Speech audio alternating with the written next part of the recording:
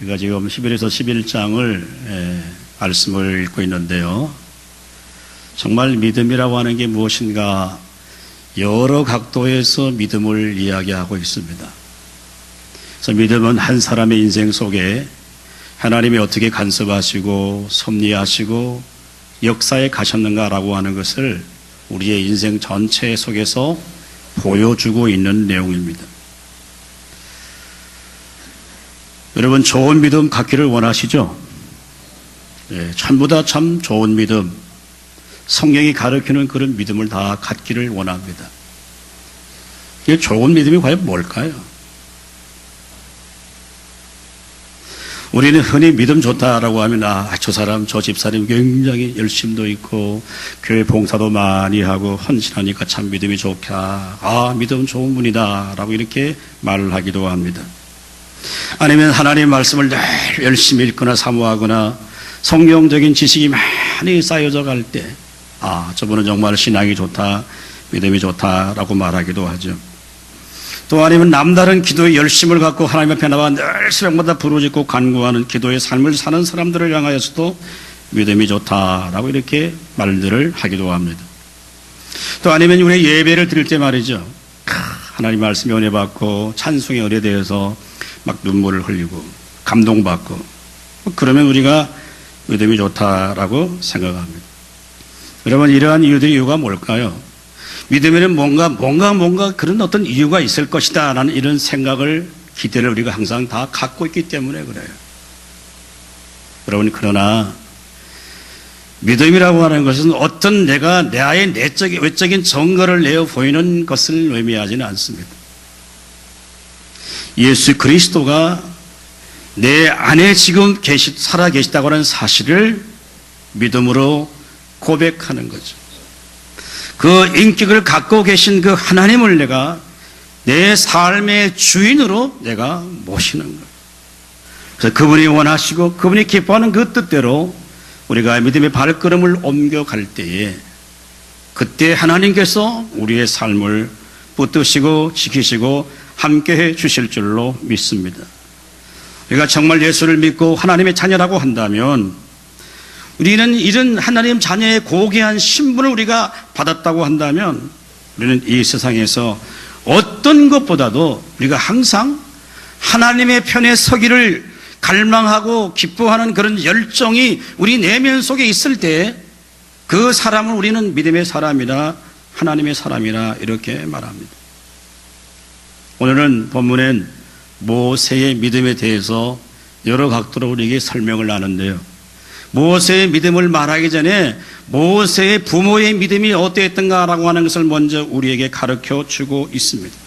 23절에 보면 믿음으로 모세가 낳았을 때 그 부모가 아름다운 아임을 보고 석 달 동안 숨겨서 왕의 명령을 무서워하지 아니했으며 라고 했습니다.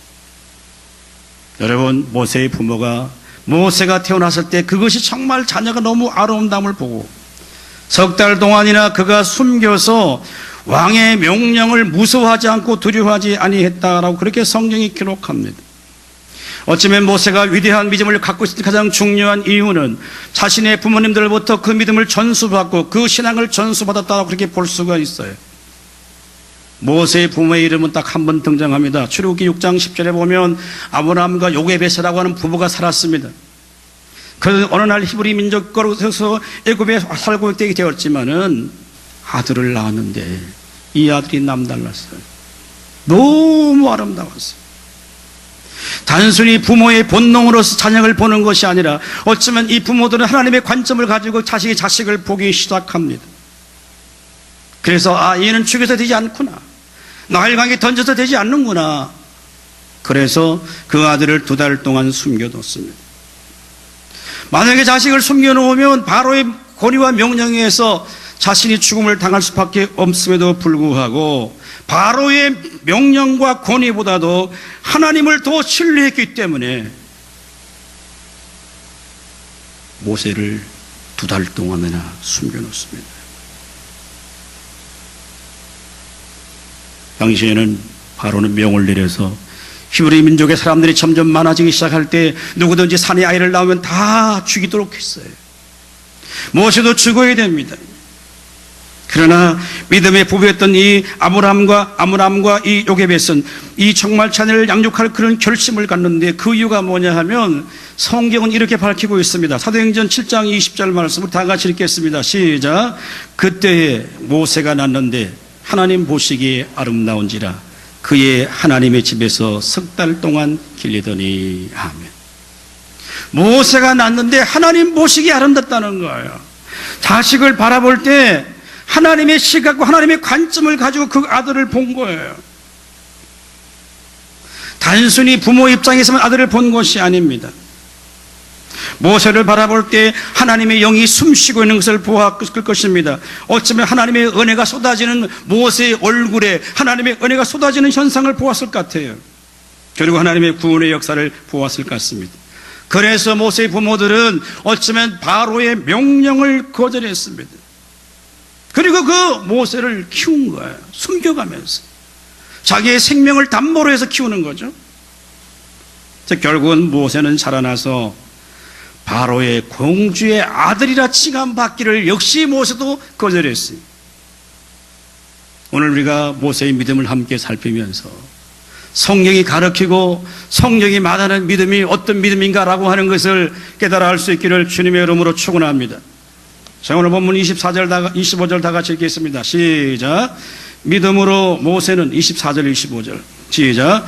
믿음으로 모세는 장성하여 바로의 공주의 아들이라 칭함받기를 거절하고 도리어 하나님 백성과 함께 고난받기를 잠시 죄악의 낙을 누리는 것보다 더 좋아하고. 아멘.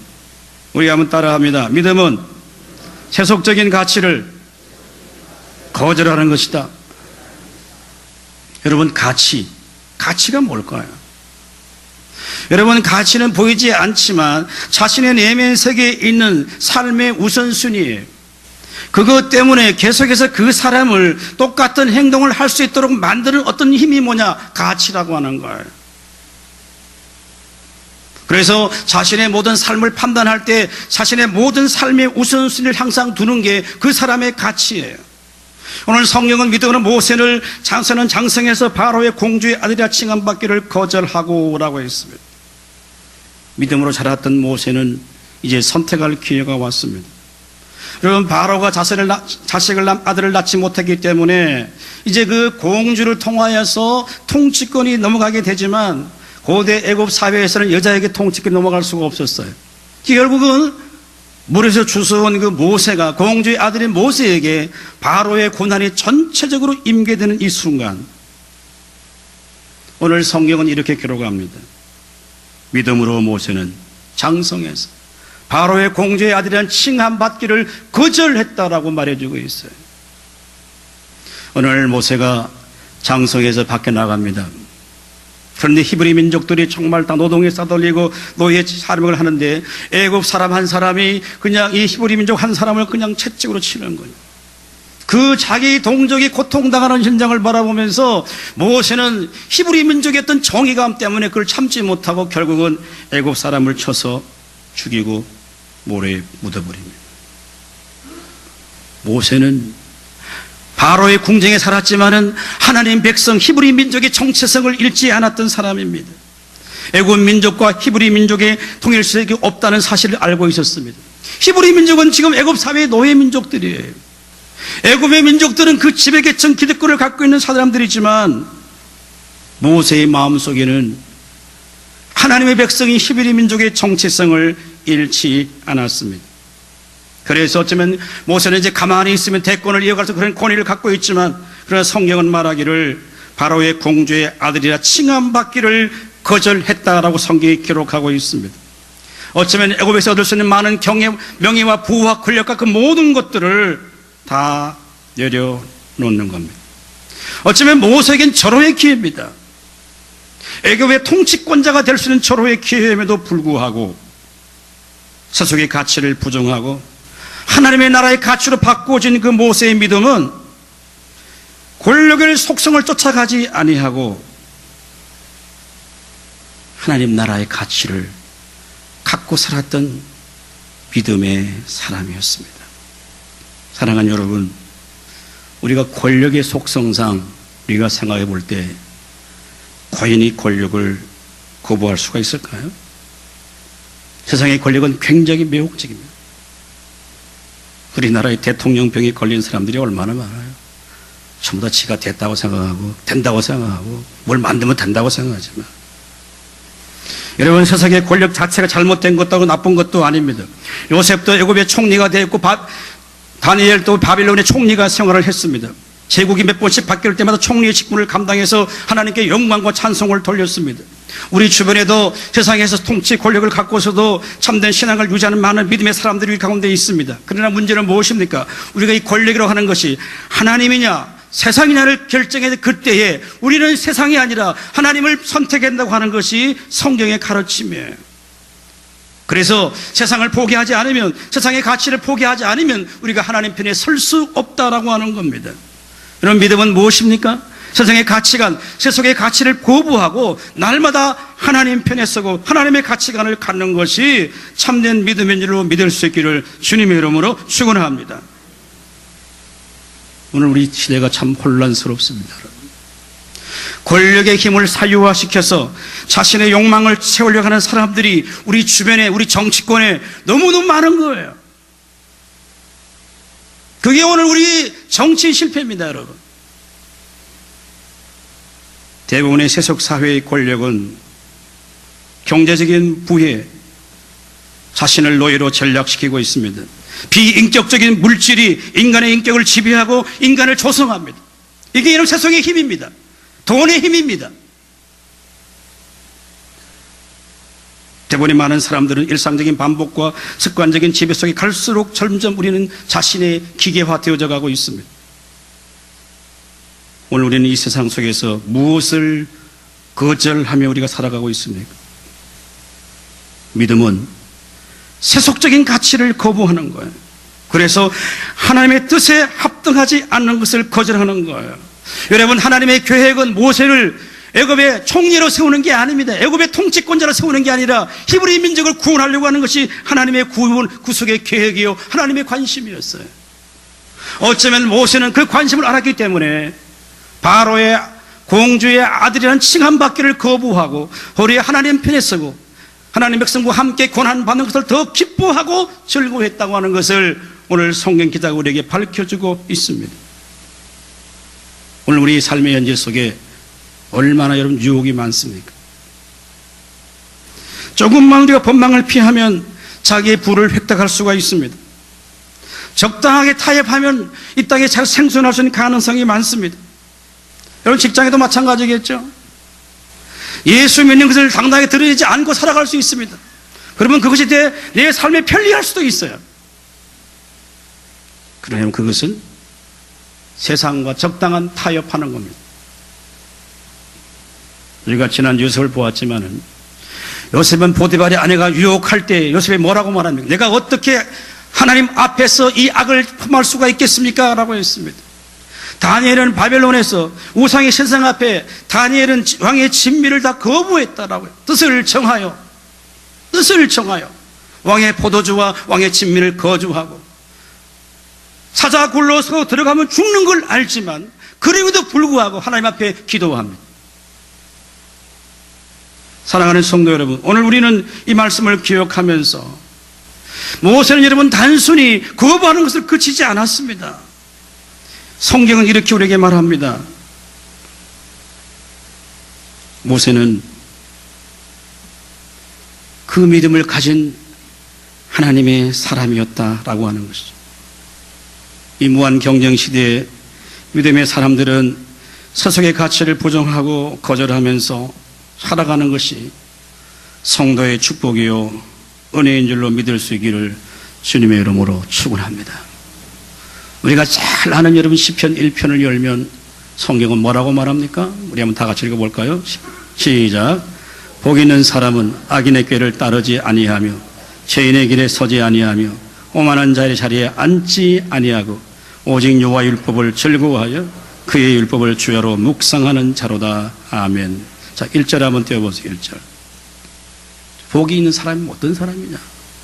오늘 1절에는 세 가지를 아니하며 아니하고 거절하는 거예요.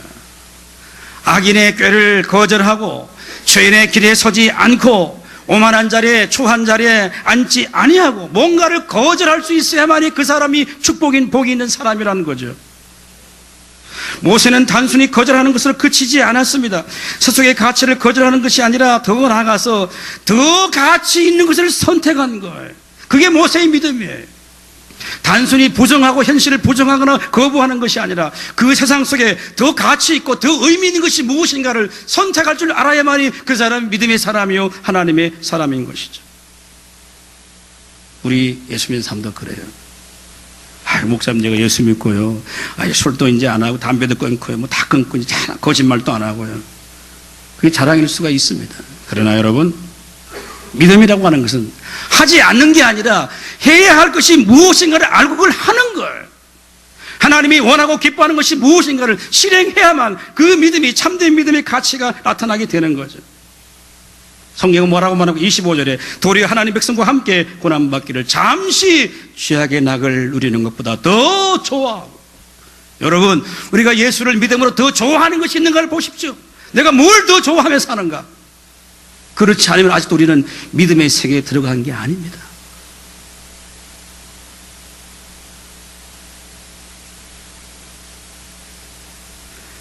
여러분, 우리에게 주는 모든 세속의 힘은 다 잠시 잠깐입니다. 권력은 굉장히 매력적이지만 그것은 잠시 잠깐이에요. 그래서 일찍이 모세가 시편 보면, 모세는 시편에 딱 한 번만 기록했는데요, 시편 90편에 보면 그런 말씀이 있어요. 우리의 연수가 70이요 간간하면 80이라도 신속히 가니 날아가나이다. 날아가나이다 라고 했어요. 우리의 믿음과 신앙을 지키기 위해서 거절하고 포기하는 것은 그건 상실하는 게 아니에요. 내가 거절하고 포기한 것은 그게 없어지는 게 아니고 상실하는 것이 아니고 하나님 우리에게 더 좋은 것을 주시기 위한 주님의 뜻이 있어요. 여러분, 사도 바울의 고린도 교회 성도를 향한 편지를 읽어봅시다. 고린도후서 4장 16절부터 다 같이 읽습니다. 시작. 그러므로 우리가 낙심하지 아니하노니 우리의 겉사람은 낡아지나 우리의 속사람은 날로 새로워지도다. 우리가 잠시 받는 환난에 경한 것이 지극히 크고 영원한 영광에 중한 것을 우리에게 이루게 함이니 우리가 주목하는 것은 보이는 것이 아니요 보이지 않는 것이니 보이는 것은 잠깐이요 보이지 않는 것은 영원함이라. 아멘. 무슨 말씀입니까, 여러분? 우리의 육신은 점점 쇠해져 갑니다. 구속받은 주님의 거룩한 백성들은 눈에 보이는 것을 위해 사는 것이 아니고 보이지 않는 영생의 세계 영원한 하나님 나라가 있음을 기억하고 살아가는데, 단순히 고난받고 환난받는 것을 버리라는 그런 뜻이 아닙니다. 원래 이 말씀은 이런 뜻이에요. 성도는 이 세상의 것을 가지고 자기를 증명하는 게 아닙니다. 하나님께서 우리를 이 세상의 가치와 이 세상의 우리의 궁극적인 신앙의 목표가 되지 않도록 항상 하나님 우리를 이끄시는 거예요. 무슨 말씀인가 이해를 하시겠습니까? 예수를 믿고 구원받고 하나님 백성에 대해서 새로운 생명이 우리 가운데 들어오기 시작할 때 그 사람은 이 세상이 우리의 궁극적인 목표가 아니라 눈에 보이는 것이, 손에 잡히는 것이 내 신앙의 궁극적인 목표가 아니라 그것이 아니라고 하는 사실로 자리로 항상 이끄는 것이 하나님의 방법이에요. 그래서 눈에 보이는 것에 집착하는 것이 아니라 더 신령하고 더 영원하고 더 가치 있는 것에 우리의 눈을 돌리게 하시는 분이 우리 주님인 줄로 믿을 수 있기를 주님의 이름으로 축원합니다. 그래서 모세는 바로의 공주의 아들입니다. 세상의 모든 것들을 포기하고 거절하고 하나님 백성과 함께 더 고난받는 것을 기뻐하고 즐거워하고 더 좋아했다. 믿음은 세상의 모든 가치를 거부하고 우리가 하나님 편에 서는 것. 마지막 두 번째 26절 다 같이 읽겠습니다. 시작. 그리스도를 위하여 받는 수모를 애굽의 모든 보화보다 더 큰 재물로 여겼으니 이는 상주심을 바라봄이라. 아멘. 다 같이 따라합니다. 믿음은 하나님 나라의 상급을 바라보는 것이다. 자, 오늘 본문을 읽으면, 자, 모세가 누구를 위해서 수모, 능력, 고난을 당했다고 합니까? 그리스도를 위하여. 모세는 예수님을 알지 못해요. 시간적인 갭이 수천 년 전에 나타났던 모세가 그리스도를 위하여 받는 수모를 애굽의 모든 보화보다 더 큰 재물로 여겼으니 이는 상주심을 바라봅니다 라고 했습니다. 여러분, 이 말씀 좀 이상하지 않나요? 자기가 보지도 못한 사람을 위해서 고난당할 수가 있습니까? 오늘 이 히브리서를 받고 있는 사람들은 어떤 사람들입니까? 1세기에 가장 신앙적으로 고난과 어려움과 환난을 당하는 사람들입니다. 로마의 황제 앞에 설 것인가, 예수 앞에 설 것인가를 항상 선택받고 있는 그 사람들. 예수를 믿는 그 이름 때문에 자신의 생명을 담보로 내어 놓아야 되는 그런 절박한 상황 속에 와 있는 사람들이 오늘 이 히브리서 편지를 받고 있는 사람들입니다. 세속의 가치를 따를 것인가, 하나님의 가치를 따를 것인가, 그 선택의 기로에 서 있는 사람들이 이 편지를 받고 있는 1세기의 모든 우리 그리스도인들입니다. 그 시대 많은 전통 유대인들이 복음을 가진 자들을 부릅니다. 우리 유대 사회에 들어오라고 다시 말합니다. 그럴 때 오늘 성경 기자는 이 말씀들을 통해서 우리 모세와 같이 믿음의 결단을 해야 한다고 하는 현실의 측면에 있는 그들을 향하여 말합니다. 모세는 그리스도를 위하여 받는 수모를 애굽의 모든 보화보다 더 큰 채물로 여겼으니 이는 상주심을 바라보미라. 모세는 비록 예수님을 보지 못했습니다. 그런데 그는 그리스도를 위해서 받는 모든 수모를 애굽의 모든 보화보다 더 큰 채물로 여겼습니다. 여러분, 어쩌면 히브리서 11장에 나타난 모든 믿음의 사람들, 여러분, 아벨도 그렇고 에녹도 노아도 아브라함도 야곱도 전 모든 믿음의 사람들은 장차 오실 예수 그리스도를 믿음의 눈으로 다 본 사람들이에요. 성경 요한복음 5장 46절 우리 한번 다 같이 읽어봅니다. 시작. 모세가 믿었더라면 또 나를 믿었으리니 이는 그가 내게 대하여 기록하였습니다. 아멘. 예수를 믿지 않는 유대인들을 향하여 주님이 지금 말씀합니다. 너희가 모세를 믿느냐, 모세의 위대함을 믿느냐, 모세가 믿었더라면 또 나를 믿었으리니 이는 그가 내게 대하여 기록했다. 즉 모세의 5권의 책이 전부 누구를 얘기하는 것인가? 장차 오실 예수 그리스도를 기록하는 책이라고 오늘 주님 말씀하시고 있는 거죠. 여러분, 레위기의 모든 제사법과 제사제들을 말하면서 그 제사 속에 담긴 장차 오실 예수 그리스도의 보혈과 그 십자가를 보았던 사람이 바로 모세라고 지금 말하고 있는 거죠. 이스라엘 백성들이 광야에서 모세를 원망합니다. 불평해요. 그럴 때 하나님이 어떻게 하십니까? 불뱀을 보내갖고 원망과 불평하는 사람은 다 물어요. 수많은 사람이 죽어갑니다.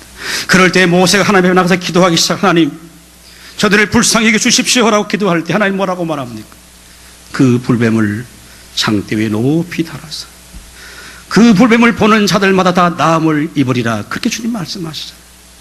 그건 장차 오실 예수가 우리의 구원자라는 사실을 상징적으로 보여주는 광야의 중요한 한 사건 가운데 하나입니다. 오늘 모세는 하나님 앞에서 바로의 공주의 아들이라 칭함받기를 거절하고 하나님 백성과 함께 고난받는 것을 더 이 잠시 희악의 낙을 누리는 것보다 더 좋아하고 그리스도를 위해 수모를 받는 것을 애굽의 모든 보화보다 더 큰 채물로 여겼더라. 그렇게 살았던 이유가 뭘까요? 성경은 딱 한마디로 말하고 있습니다. 장차 주님이 주실 상급을 바라보았다라고 말합니다. 이미 히브리서 11장 6절 우리 읽어보겠습니다. 자, 시작. 믿음이 없이는 하나님을 기쁘게 하지 못하나니 하나님께 나가는 자는 반드시 그가 계신 것과 또한 그가 자기를 찾는 자들에게 상 주시는 이심을 믿어야 할지니라. 아멘. 믿음은 말이죠, 하나님이 계신 것과 그를 찾는 모든 자들에게 하나님 반드시 상급, 물론 이 상급은 우리가 지금 세상적인 그런 상급을 말하지는 않는다고 저는 생각해요. 모세는 믿음으로 세속적인 명예와 건세와 쾌락 모든 부유함을 다 거절하고 하나님 백성과 함께 고난받는 것을 더 좋아한 그 이유가 상 주시는 주님을 바라봄이라고 말합니다. 여러분 바울의 고백을 보십시다. 빌립보 3장 13절 14절 다 같이 읽습니다. 시작. 형제들아 나는 아직 내가 잡은 줄로 여기지 아니하고 오직 한 일 즉 뒤에 있는 것은 잊어버리고 앞에 있는 것을 잡으려고 표대를 향하여 그리스도 예수 안에서 하나님이 위에서 부르신 부름의 상을 위하여 달려가노라. 아멘. 여러분 감옥에 있는 사람의 소원은 뭘까요? 빨리 감옥에 나가는 거예요. 그런데 사도 바울은 지금 빌립보 감옥에 있습니다. 앞에 모든 일을 다 잊어버리고 그리스도의 표대를 향하여 그리스도 안에서 하나님이 부르신 부름의 상급을 향하여 내가 달려간다. 그대의 내가 믿음에 선한 싸움을 싸우고 있다. 무슨 상급이에요? 천국 가면 그냥 아파트 좋은 거 막 큰 거 멘션 주고 뭐 그런 상급이 아니에요. 여러분 창세기 15장 1절에 보면 하나님이 아브라함에 나타나십니다. 그리고 하나님 자신을 소개합니다. 내가 너의 상급이다 라고 말을 주고 있어요. 의미 있는 말이에요. 여러분 우리의 상급은 세상의 어떤 것을 취하고 성취하는 것으로 상급이 채워지는 것만이 아닙니다. 하나님 그분이 우리의 영원한 상급이시오. 예수 그분을 우리가 충만하게 산다고 한다면 그는 이미 상급받은 사람인 줄로 믿을 수 있기를 주님의 이름으로 축원합니다. 우리는 왜 하나님께서 자신의 아들을 우리에게 내어주셔서 우리의 죄를 지키시고 십자가에 죽게 하심으로 우리를 하나님 백성 만드는지 우리는 도대체 우리가 이해할 수가 없습니다. 그러나 하나님의 넘치는 사랑으로 하나님을 찾고 하나님을 구하고 상 주시기를 바라보는 그 하나님 백성들에게 나갈 때 하나님은 우리에게 더 좋은 것, 더 필요한 것을 날마다 채워주세요. 로마서 8장 32절 둘이 한번 읽어볼까요? 시작. 자기의 아들을 아끼지 아니하시고 우리 모든 사람을 위하여 내어주시니가 어찌 그 아들과 함께 모든 것을 우리에게 주시지 아니하겠느냐. 아멘. 그러니까 이런 말씀도 잘 오해하면 이렇게 해석할 수 있어요. 하나님께 나가서 열심히 기도하고 찾고 구하고 또 하면 하나님이 다 채워주신다. 할렐루야. 아멘. 이런 의미로서 성경을 읽으면 안 돼요. 사도 바울이 지금 말하는 건 뭐냐면요. 믿음이라고 하는 것이 우리의 열심과 우리의 노력에 의해서 결정되는 게 아니에요. 내가 최선을 다한 것으로 내 믿음이 결정되는 게 아니고 그것보다 항상 앞서는 게 뭐냐면 하나님의 신실하심, 그분의 변하지 않으심, 그분의 신실하심, 그게 답변이에요.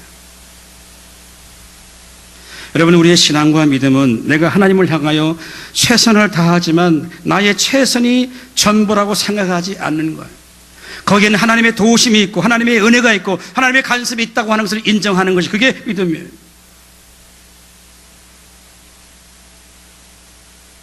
여러분 믿음은 내 의지와 노력에 근거하는 것이 아니라 하나님의 변하지 않는 그 신실하심에 근거하고 있습니다.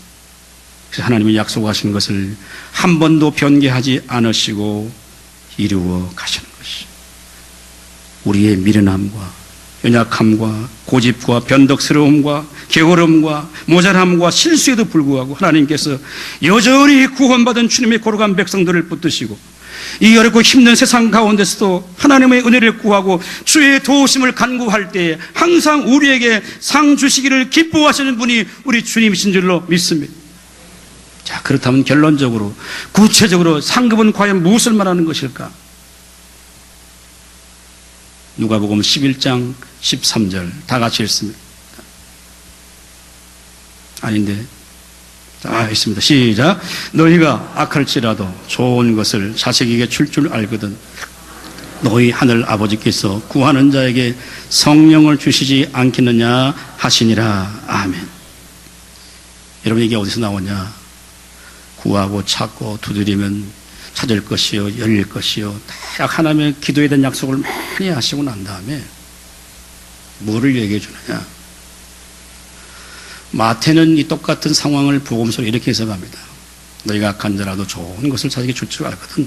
하물며 너희 하늘 아버지께서 구하는 자에게 좋은 것을 주지 않겠느냐라고 이렇게. 좋은 것. 우리가 오늘 읽었던 누가복음 11장에는 누가는 말이죠. 그 좋은 것을 성령을 주시지 않겠느냐라고 바꿔놓고 있어요.